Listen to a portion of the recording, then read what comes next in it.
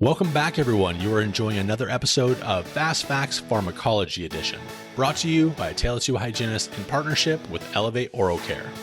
And now, please welcome your host, Tom Viola. Hi, I'm Tom Viola, a certified pharmacist, dental educator, and author. Stick with me, and I promise to make the next few minutes the best pharmacology learning experience you've ever had. Hi everyone, Tom Viola from Pharmacology Declassified with yet another Fast Facts Pharmacology Edition.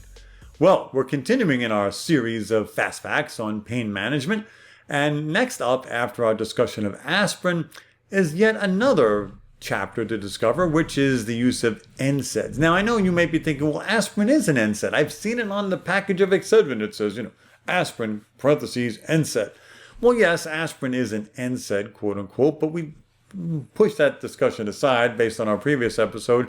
We want to talk in this episode about the more traditional NSAIDs that have been used to treat dental pain, like ibuprofen, Advil, naproxen, Aleve, and even some other drugs like atodolac, Lodine, nabumetone, Relafin, and even meloxicam, Mobic.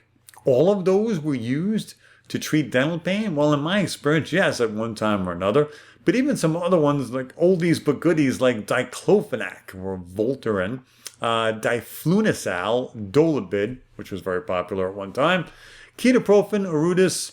So there's been a bunch of NSAIDs in use in dentistry to treat dental pain. Well then, if that's the case, Viola, how come I haven't seen so many of those? I only seen ibuprofen.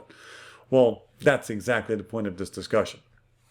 None of the other NSAIDs that I mentioned have ever offered any apparent clinical advantage over ibuprofen in the management of dental pain. So while there are some people out there that swear by Aleve for treating dental pain, or even, let's say, Lodine or Relafin, as I mentioned, bottom line is there's never been any great advantage over ibuprofen in managing dental pain. But ibuprofen has a problem in that it's available over the counter in only the 200 milligram strength. So if you wanted to take a dose of ibuprofen necessary to treat dental pain, which a lot of people consider to be somewhere between 600 and 800 milligrams, well, that's a lot of tablets, right? That's 3 or 4 tablets at a time, and you have to take it 3 or 4 times a day.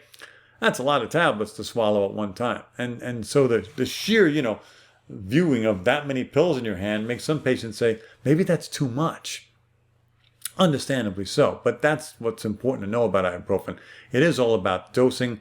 Dosing is accomplished basically by monitoring the patient's weight and also weighing their dose versus their other medical conditions and certainly any consultations we receive from their medical doctor.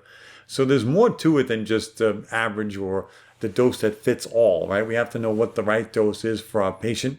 And therefore, whether or not we're going to achieve good dental pain relief based on the fact that maybe their dose will be limited by their other medical conditions and so on.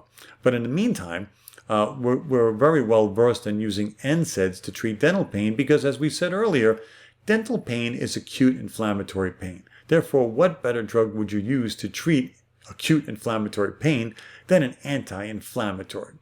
And that sparked the whole debate about NSAIDs. Keep in mind that a lot of times we use alternates like the drugs we mentioned before because drugs like Lodine, Relafin, and Mobic can be dosed once or twice a day and therefore represent a significant decrease in pill count or number of pills you have to swallow versus ibuprofen, which can be lofty at somewhere between, let's say, 10 and 12 pills a day. So that's our take on NSAIDs and the different NSAIDs that have been used to treat dental pain in the past. In our next episode of Fast Facts, we'll talk about what NSAIDs do and all that good stuff. But until then, my friends, this is Tom Viola saying take care. Oh, and one more thing. If you want to hear more from me, be sure to follow me on Instagram, Facebook, or visit my website at www.tomviola.com. Thank you for listening to another episode of Fast Facts Pharmacology Edition, brought to you in part by Elevate Oral Care, creators of the innovative and proven prevention-focused oral care products from Advantage Arrest Silver Diamine Fluoride to Fluoramax Sodium Fluoride Varnish. Learn more by visiting www.elevateoralcare.com and schedule your free CE staff meeting today. We'll see you next time for another Fast Fact.